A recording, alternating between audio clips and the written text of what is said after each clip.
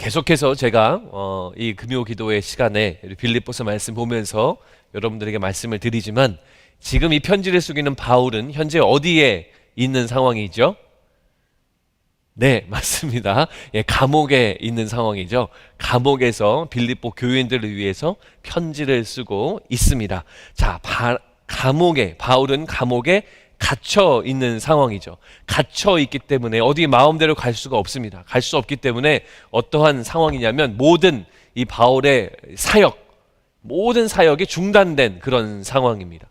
그리고 교인들과 그 믿는 우리 지체들과의 교제도 다 끊긴, 다 중단된 그런 상황입니다. 오직 서신 한두 장으로 이야기를 주고받는 그러한 모든 것들이 끊겨 있는 그러한 상황이다라는 거죠. 지금 우리들의 상황과 비슷합니다.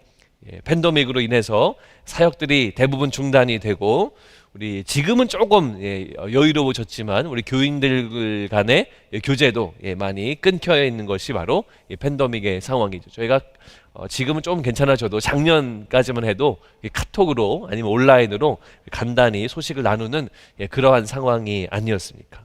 바울은 이러한 이 팬데믹과 같은 그런 상황처럼 이 감옥에 갇혀 있는 이런 모든 소식도 끊기고 사역이 다 중단되어 있는 이런 상황 속에서 바울은 어떠한 생각을 갖고 있는가? 바울의 그 마음의 중심에는 무엇이 자리 잡고 있는가? 무엇을 가장 중요하게 생각하고 있는가? 저희 말씀을 통해 살펴봅니다.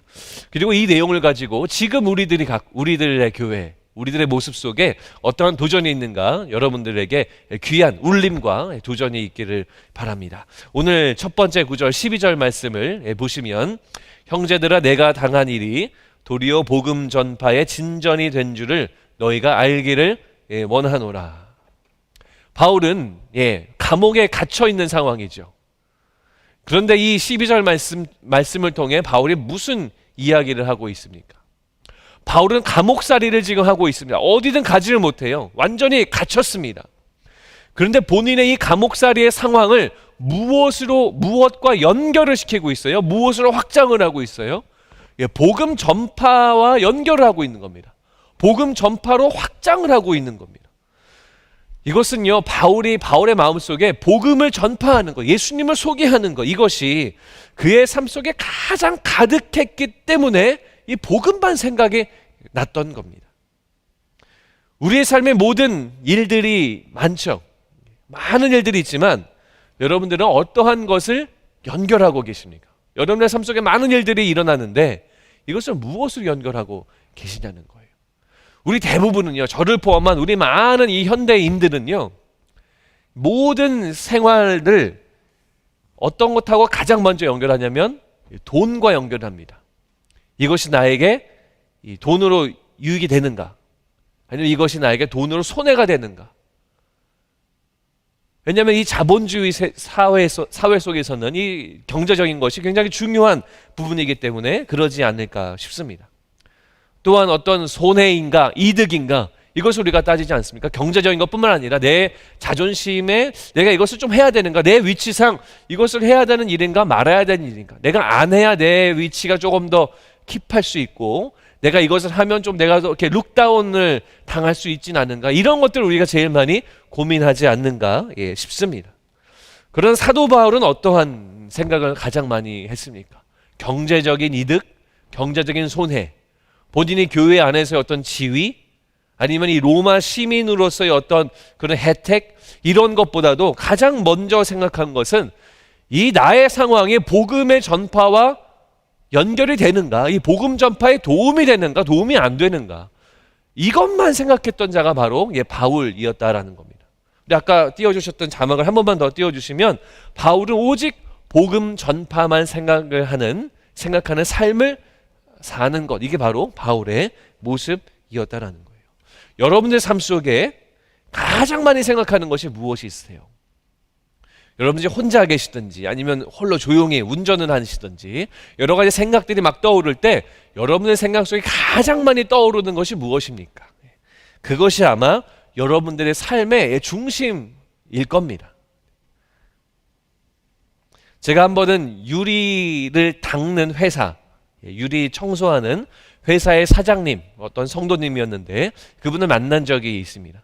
그분하고 어디를 가면, 그리 큰 회사가 아니에요. 굉장히 작은 회사인데 어디를 가면 뭐 이렇게 플라자나 아니면 어떤 쇼핑몰에만 가면 그분 눈에는 유리만 보여요. 쇼윈도에 그 유리만 보입니다. 그래서 여기는 이렇게 닦아야 되고 저기는 뭐가 안 닦였고, 이런 얘기를 계속했던 기억이 있습니다. 그것만 생각하기 때문에 그 유리만 보인다는 거죠. 저는 얼마 전부터 우리 찬양 인도하신 우리 집사님들하고 우리 미리 예배를 준비하고 있습니다. 찬양 인도를 하시는 집사님들이 그 순서가 되시면 그 예배에 어떤 노래들을 할 것인지를 기도하고 준비하시고 일주일 전에, 썬데이에 예배가 있으니까 그 전 주일날 저한테 연락을 주세요. 송리스트를 보내주십니다.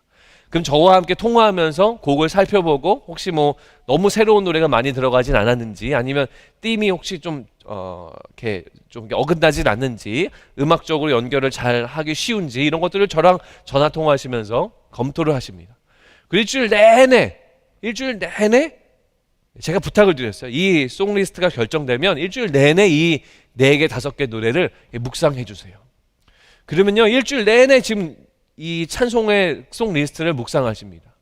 일주일만 하시는 게 아니고 이 노래를 정하기 위해서는 그 일주일 전부터 또 고민하시는 거죠. 그러니까 2주일 동안 한 주에 있을 찬양에 대해서 계속 묵상하고 기도하고 또 예배를 드리시는 거죠. 그러면서 어떻게 합니까? 날이 갈수록 찬양에 깊은 은혜가 있는 것을 저는 개인적으로 느낍니다. 바울은요, 이 복음 전파만 생각했거든요. 사단이 감당할 수 없는 거죠. 본인이 이 감옥에 갇혀 있는, 피지컬리 아무것도 할 수 없는 그런 상황인데도 이 복음 전파만 생각하는 겁니다. 여러 가지 방법으로 이 바울의 선교 사역을, 전도 사역을 묶어놨지만 이 복음 전파만 생각하고 있기 때문에 거기 안에 이 복음 전파의 열매가 나타나게 되는 겁니다. 그 어떤 열매들이 있었는가 2가지를 볼 텐데요. 첫 번째는요, 교회 밖의 사람들이 예수를 알게 됩니다. 자, 이게 무슨 말이냐면 13절 말씀에 이런 말씀이 있습니다. 이러므로 나의 매임이 그리스도 안에서 모든 시위대 안과 그 밖의 모든 사람에게 나타났으니. 자, 나의 매임이, 바울이 감옥에 갇힌 것이 누구에게 영향이 갔냐면 온 시위대 안과 기타 모든 사람에게. 자, 이게 뭐냐면 시위대는요, 다음 자막을 주시면 팰리스 가드입니다. 그러니까 궁궐에 있는 그 시큐리티 가드와 같은 그런 사람들인데, 이 사람들은요, 이 당시에는 보통 군인보다도 훨씬 높은 지위의 사람들이 이 팰리스 가드를 했습니다. 이게 단순하게 궁궐만을 지키는 게 아니라 이 왕을 경호하기도 하고 왕의 그 어떤 근접거리에서 가드를 하는 사람들이 바로 이 시위대, 이 가드였습니다. 이 팰리스 가드였습니다. 그래서 특별한 군인들이고, 우리로 말하면 봉급이 훨씬 더 높고 수당도 높고, 그리고 실제로도 지금 우리 미국 사회에서 중요한 그 베네핏, 이것을 일하면서 받는 여러 가지 사회적인 베네핏들도 많은 사람들이 바로 이 팰리스 가드들이었다라는 겁니다. 바울은요, 복음 전파가 제일 중요했다 그랬잖아요. 그래서 감옥에 갇혔는데 이 감옥에 갇힌 상황에서 만나는 사람들이 누구냐면 이 시위대 사람들이었어요. 이 사람들은 본인이 원하든 안 원하든 이 죄수인 바울을 옆에서 지켜야 되는 겁니다. 도망가나 안 도망가나. 그러니까 자이든 타이든 바울이 전하는 예수님에 대해서 들을 수밖에 없었던 거예요. 그러니까 이 시위대 사람들이 그러니까 24시간 이상 여기만 있으니까 아니요, 계속 교대를 하거든요. 그러니까 수많은 시위대의 군인들이, 그 시큐리티 가드들이 바울의 복음 전파를 다 듣는 거예요. 실제로 이 사람들이 예수를 믿습니다. 자, 바울이요, 감옥에 들어가지 않았다면 로마 중심부에 있는 이 지위가 높은 군인들에게 복음을 전할 수 있는 기회가 없었어요. 길거리에서 전하는 것만으로도 막 욕을 먹고 배척을 당하는 상황이기 때문에 이 접근할 수 있는 방법들이 없었습니다. 그런데 감옥에 들어간 상황을 복음 증거와 복음 전파와 예수님과 연결하니까 본인을 때리고 힘들게 하는 그 시위대 가드들에게도 복음을 전하는 거예요.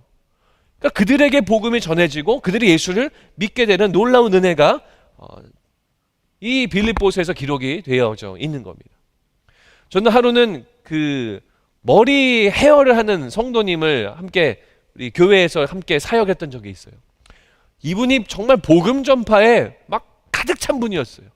그래서 이분이 무슨 말을 하냐면 다음에 손님이 안 올지언정 자기 앞에 딱 앉고 머리를 하기 시작하면 30분이 됐던 뭐 1시간이 됐던, 여성분들은 뭐 오래 하시기도 하잖아요. 그렇게 되면 그 시간만큼 거기에 이 자기 손님이 잡혀 있다라는 거예요. 그러면 1시간, 2시간을 주님이 주신 시간이라 생각해가지고 듣던지 말던지 계속 복음을 전해요. 교회 얘기하고 목사님 얘기하고 말씀 얘기하고. 그래서 어떤 분은 실제로 이게 너무 싫어가지고 안 온 손님도 있다고 합니다. 근데 그거와 상관 안 하는 거예요. 본인이 잡이 하나님 이것 때문에 주셨다라고 믿고 있어요. 그래서 많은 사람들을 이 교회로 데리고 오신 그 성도님을 만난 적이 있습니다. 나중에 이 바울이 무슨 고백을 하냐면 영어 성경으로, 한글 성경은 잘 나오지 않는데 이런 말을 해요. My imprisonment is for Christ. 나의 감옥에 잡혀있는 이 상황이 예수님, 그리스도를 향한 것이구나. 이러한 고백을 하는 것이 바로 바울의 모습이다라는 거예요. 바울의 태도라는 겁니다. 자, 바울의 이 복음에 대한 열정, 본인이 지금 매여 있는, 모든 게 중단되어 있는, 어떻게 보면은 모든 것이 멈춰버린, 어떻게 보면은 사회적으로 이 커리어가 완전 단절돼 버린 그러한 최악의 상황인 것 같지만, 바울의 이 복음에 대한 열정은 무엇을 연결하냐면 교회 밖의 사람들, 믿지 않는 사람들, 잃어버린 영혼들에게 복음을 전하는 중요한 열매를 맺게 된다라는 거죠. 이것이 기록되어져 있다는 겁니다. 자, 그러면 두 번째는 뭐냐면요, 교회 안의 사람들에게도 엄청난 영향을 주는 것이 바로 이 바울의 이 복음의 열정이다라는 거예요. 14절 말씀 보시면 형제 중 다수가 나의 매임으로 말미암아 주 안에서 신뢰함으로 겁없이 하나님의 말씀을 더욱 담대히 전하게 되었느니라. 형제 중 다수가, 자, 영어로 보면요 most of brothers입니다. 형제들의 대부분, 거의 모든 사람들, 한두 명 빼고 소수 빼고 대부분이 담대하게 예수를 증거하는 사람들로 변했다라는 거예요. 이 빌립보 교회 성도들이요. 무엇을 통해서? 이 바울의 모습을 통해서. 우리 교회 안에 이런 믿음의 역사들이 일어나길 바랍니다. 하나님이 이런 성령의 바람을 우리 교회 가운데 불어주시길 저는 간절히 원합니다. 계속 기도합니다. 한 명, 두 명의 놀라운 헌신으로 말미암아 형제 다수가, 아니 모든 교인의 다수가 정말 겁없이 복음을 전하는, 세상에 감당하지 못하는, 사단은 일부러 선교 사역을 멈추게 하려고 바울을 감옥에 가두었지만 영적인 세계를 붙잡고 계신 그리스도의 능력으로 말미암아 오히려 교회 안에 많은 사람들이 겁없이 복음을 증거하는 놀라운 일들이 이 빌립보 교회 안에 있었다라는 거예요. 우리가 이 팬데믹으로 사람들을 만나는 것이 쉽지가 않습니다. 이 사역도 쉽지가 않은 그런 상황. 또 오히려 이런 상황 속에서 한국 같은 경우 오히려 교회가 많은 비판과 그런 욕을 먹는 대상이 되어 있는 그런 현실 속에서 사단은 우리 교회를 가두고 목회자를 가두고 성도를 가두지만 이 영적인 세계를 주관하시는 우리 하나님, 우리 그리스도의 능력으로 우리는 충분히 복음을 전하고 이 세상에 감당하지 못하는 그 능력의 교회가 될 수 있다는 것을 오늘 말씀을 통해 우리는 확인하게 된다는 거예요. 자, 이뿐만이 아닙니다. 15절 말씀 보시면 어떤 이들은 투기와 분쟁으로, 어떤 이들은 착한 뜻으로 그리스도를 전파하니. 자, 이게 무슨 말이냐면요, 바울이 복음 전파하는 이 스타일을 싫어하는 무리들이 있었다는 거예요. 그래가지고 이 예수님을 정말 잘 전해야 되는, 타이밍을 잘 맞춰서 한 번에 확 전해야 되는데, 저 바울이란 이 사도 바울이 왜 예루살렘 한복판에 가서 복음을 증거하는지 이해를 못하는 거예요. 물론 양쪽 다 일리가 있죠. 잘 준비하고 전략적으로 복음을 전해야 되는데 바울은 마치 불도저처럼 막 가가지고 복음을 전하는 거예요. 그리고 또 갇혀버렸나요? 이 바울이 감옥에 갇혔다는 소리가 들으니까 사실 많은 이 흩어져 있는 교회들이 동요하기 시작했어요. 바울이 갇혔다고 큰일 났네. 바울이 다 무리의 그 교인 리스트를 이 로마 군인에게 불어버리면 어떡하지, 뭐 이런 걱정을 하면서 이 교회의 이 존재 위기, 뭐 이런 생각들을 하게 되면서 바울을 비난하는 거예요. 왜 굳이 잡힐 정도로 그렇게 했느냐, 왜 저렇게 어려운 일들을 했느냐 비난하는 거예요. 그러면서 이 감옥 안에서 군인들에게 복음 전하는 것도 의견이 분분한 거예요. 왜 굳이 가만히 있다가 빨리 이 감옥에 나올 생각은 안 하고 왜 본인 혈기에 차가지고 복음을 왜 또 거기 전해가지고 문제를 일으키냐, 이런 의견들이 분분했던 것이 이 당시의 상황이었다라는 거예요. 근데 바울이 뭐라 그러냐면 나를 반대하는 사람들이 나를 반대하더라도 다른 마음으로, 나와 대한 어떤 시기와 질투의 마음으로 복음을 전하더라도 전해지는 것은 그리스도가 아니냐라는 거예요. 비록 나를 비판하고 나에 대해서 손가락질하고 원망하는 자들이 또 다른 방법으로, 조심스러운 방법, 아니면 더 전략적인 방법으로 전파하더라도 그러더라도 전해지는 것은 그리스도니 나에게는 기쁨이다라는 거예요. 여러분, 이 편지를 읽는 빌립보 교인들이 어떤 생각을 했을까요? 바울을 똑같이 반대하던 자들은 아마 마음이 부끄러웠을 겁니다. 바울을 옹호했던 사람들은 더 마음이 주님 앞에 겸손해졌을 거예요. 아, 이게 정말 복음에 대한 나의 태도가 되어야 되는구나 깨닫는 순간이 분명히 됐을 거라고 믿습니다. 18절 말씀에 이렇게 하죠. 그러면 무엇이냐? 거칠애로 하나 참으로 하나 무슨 방도로 하든지 전파되는 것은 그리스도니 이로써 나는 기뻐하고 또 기뻐하리라. 바울은 정말 대단한 사람입니다. 정말 대단한 사람이에요. 복음에 미친 사람입니다. 복음에 미친 사람. 빌립보 교회는 그런 교회에서 이런 영향을 받은 교회입니다. 그러니까 교회가 어떻게 되겠어요? 정말 이 거룩한 야성을 가지고 복음을 전하는 그런 교회. 이 빌립보라는, 제가 첫날도 설명드렸지만 이 빌립보라는 정말 이 우상 숭배와 이 어떤 영적인 탐욕과 이런 것들이 가득한 그 도시 속에서 끝까지 버티는 교회가 된 이 빌립보 교회의 원동력이 바로 이 바울의 영향력, 복음에 대한 영향력 때문에 가능했다라는 겁니다. 우리 교회가 그런 교회 되기를 주의 이름으로 축원합니다. 여러분들 자리에서 남들이 신경 쓰는 거 상관없이 그리스도를 열심히 전하는, 정말 예수님을 위해서 우리의 삶을 온전히 드리는 그런 우리 교회. 남들이 해야 내가 하는 것이 아니고 우리가 먼저 하면, 내가 먼저 하면 이 영향력이 흘러가서 어느샌간 우리 교회 전체가 정말 미션을 철저히 사명을 감당하고 복음을 전하는 그런 교회가 될 줄 저는 굳게 믿습니다. 여러분들 자리에서 지금 시작하시는 겁니다. 제임스 엘리엇이라는 분이 계십니다. 이분 이야기를 나누고 기도하려고 하는데요. 이분은 남침례교의 선교사님입니다. 이 옛날 분입니다. 1950년대 분입니다. 근데 이분이 열심히 공부를 하다가, 대학교에서 공부를 하다가 본인 플러스 4명, 총 5명의 청년들, 동갑내기들로 알려져 있는데 이 친구들하고 이 성령의 불이 임해가지고 선교 가자. 선교지를 가요. 남미 에콰도르로 갑니다.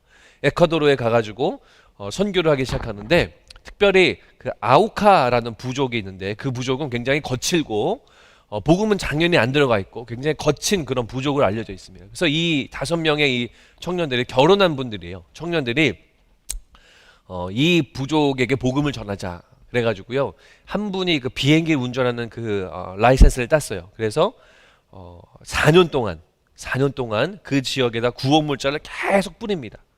계속 뿌리고 4년 동안 이 언어를 공부합니다. 문화를 배우고요. 준비하고 또 준비하다가 드디어 때가 돼가지고 가자.